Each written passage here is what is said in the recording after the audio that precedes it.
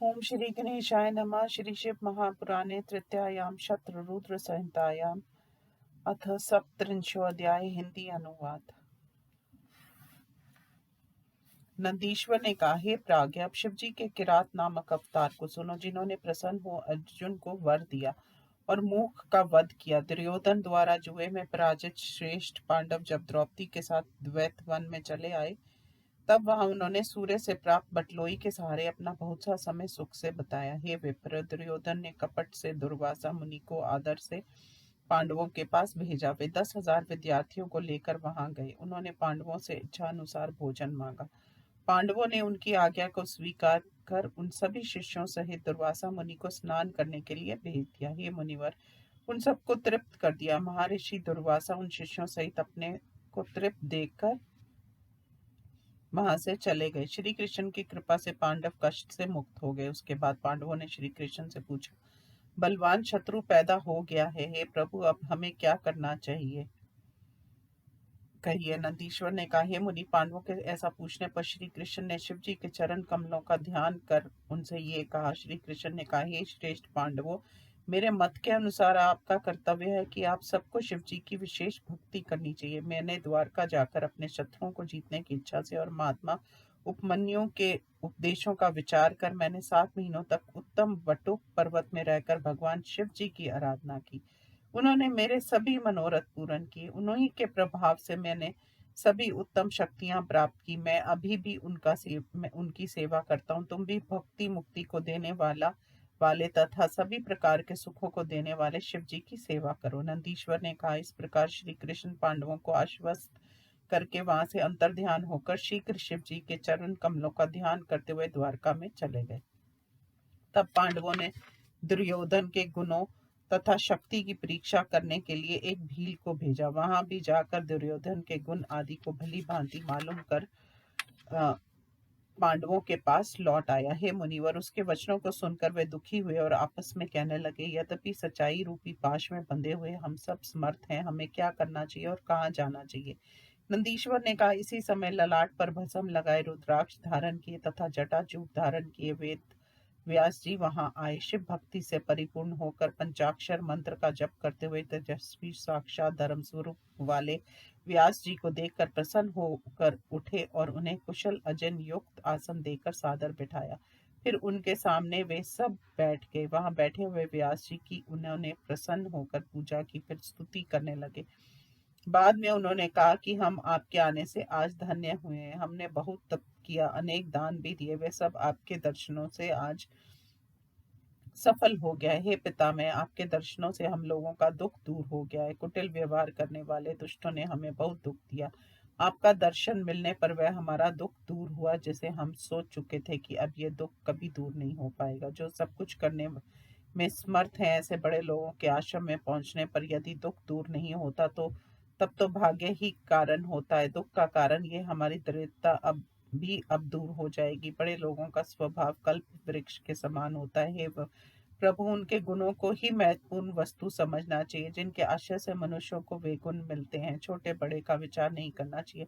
महान पुरुषों का ये स्वभाव होता है कि वे दोनों की रक्षा किया करते हैं। निर्धन का लक्षण अत्यंत कल्याणकारी माना गया है, क्योंकि निर्धन पुरुष सदा दूसरों की सेवा किया करता है। इसके आगे भाग्य है, उसे दोष नहीं देना चाहिए। अंत में, हे स्वामी, मैं आपके दर्शनों को कल्याणकारक मानता हूँ। आपके आने मात्र से हमारे मन प्रसन्न हो गए हैं। अब आप उपदेश दीजिए जिससे हमारा दुख दूर हो।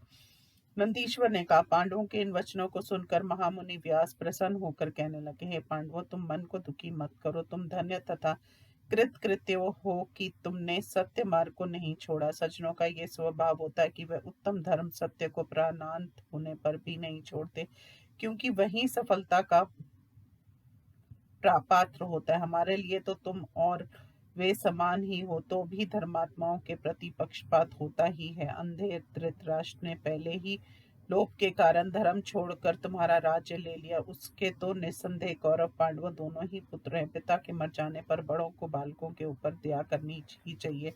उसने बाद में अपने पुत्र दुर्योधन को अनुचित व्यवहार करने से नहीं रोका। यदि वे ऐसा करता तो आज ये अनर्थ ना होता। अब जो कुछ हो गया वह हो गया, उसे दूर नहीं किया जा सकता। ये दुर्योधन दुष्ट है, आप लोग धर्मात्मा तथा सत्यवादी हैं।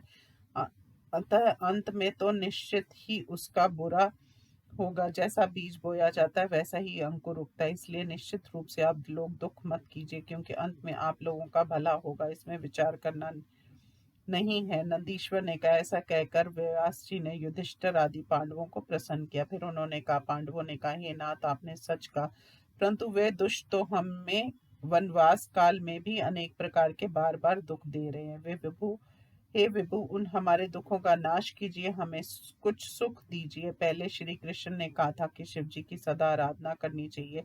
उनके उपदेश को ढीला करके हमने प्रमाद किया है। उस उपासना क्रम का आप पुनः उपदेश दें। नंदीश्वर ने कहा। इस वचन को सुनकर व्यास जी प्रसन्न होकर शिव जी के चरण कमलों का ध्यान कर पांडवों से कहने लगे।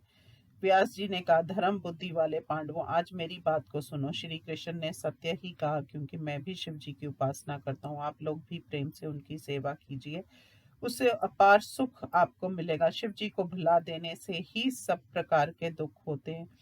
नंदीश्वर ने कहा। उसके बाद मुनिवर व्यास जी ने उन पांचों पांडवों में से अर्जुन को शिव पूजा की योग्य समझकर उससे कहा। उस मुनिवर ने तप करने के योग्य अर्जुन को समझकर धर्मात्मा पांडवों से फिर इस प्रकार वे कहने लगे। व्यास जी ने कहा, हे पांडवों, तुम सब सुनो, मैं तुम्हारे हित की बात कहता हूँ।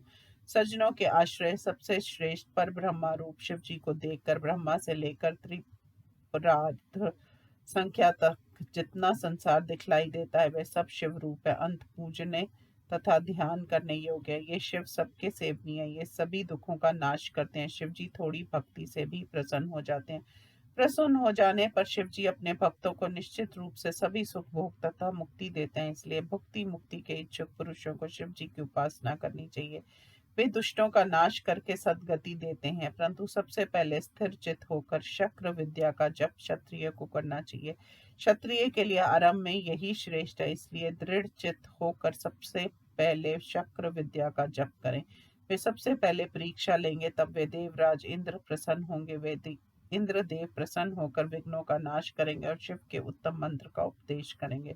नंदीश्वर ने कहा। इतना कहकर स्नान कराकर पूर्व भिमुख अर्जुन को बुलाकर इंद्र संबंधी विद्या का उसे उपदेश दिया और तीक्ष्ण बुद्धि वाले अर्जुन ने उसे ग्रहण किया। मुनिवर ने पार्थिव पूजा की विधि भी उसे बतलाई। तब उदार बुद्धि वाले व्यास जी ने अर्जुन से क्या। व्यास जी ने कहा, हे अर्जुन, अब तुम यहाँ से गंगा के तट पर स्थित इंद्रकील पर्वत के समीप जाकर उचित विद्या से तप करो। ये अदृश्य विद्या सदा तुम्हारा हित करेगी। इस प्रकार आशीर्वाद देकर उन्होंने पांडवों से कहा, हे राजाओं, तुम सब अपने धर्म में स्थिर रहो, तुम्हें उत्तम सिद्धि मिलेगी, इसमें संदेह नहीं है। नंदीश्वर ने कहा। मुनिवर ने इस प्रकार पांडवों को आशीर्वाद दिया और शिव जी के चरण कमलों का ध्यान कर वे अंतर ध्यान हो गए। इस प्रकार श्री शिव महापुराण में किरातावता किरात अवतार प्रसंग में व्यासोपदेश वर्णन नामक 37वां अध्याय समाप्त। ओम नमः शिवाय।